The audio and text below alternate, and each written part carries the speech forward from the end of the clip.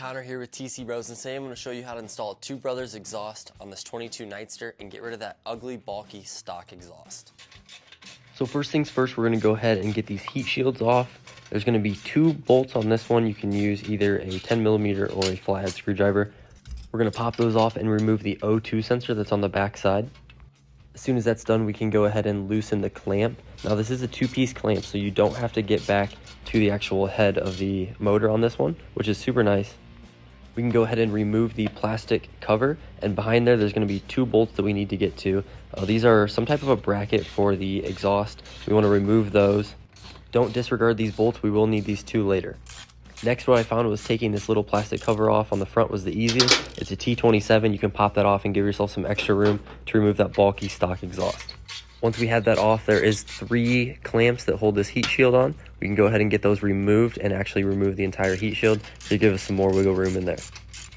And as soon as that heat shield is removed, we can go ahead and remove the O2 sensor and the 2 1/2-inch bolts that are on the exhaust manifold right at the head, and you'll see me removing those here. Kind of a pain to get into. You're going to have to utilize both sides of the bike, but they come off pretty easy once you get them started.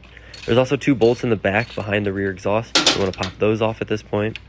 Then with all that stuff off, we can go ahead and remove the OEM exhaust off of the bike.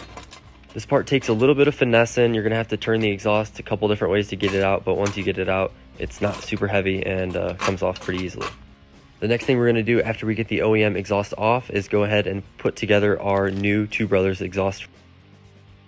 You're going to want a spring puller or some type of way to pull that spring onto the exhaust, because you're going to have to assemble it a little bit. So once we go ahead and assemble it, it goes on pretty smooth. There wasn't too much to it. We'll put those springs on.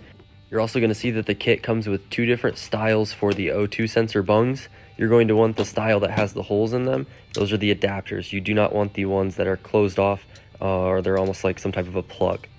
It definitely helps to have a dedicated spring puller tool for this part. However, you could probably get away with a vice grip or some tool like that. So once we get the exhaust put together and the springs all on, we can go ahead and flip it over. And this is the portion I was talking about earlier, where you're going to want the adapters and not the plugs. It comes with both, and it also comes with a copper washer. You're going to want to install that with either style that you end up using.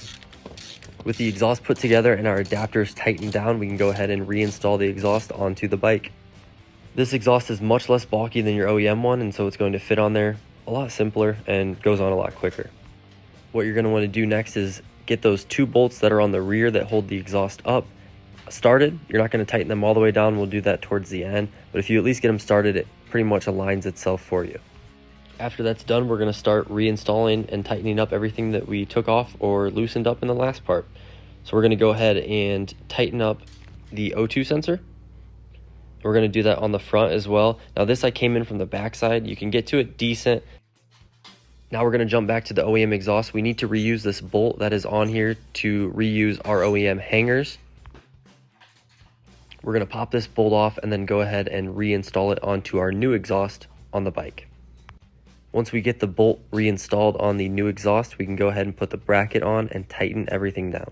Once we have the rear bolts in and this top bracket on, it's pretty much going to lock our spacing down as far as where the exhaust needs to sit on the bike. After that's all done, I went ahead and tightened the rear bolts down, then went back up and tightened down the exhaust clamp. After that, there's only one hard part left, and that's installing the 2 1/2-inch nuts on the front of the exhaust. Kind of a pain to get to.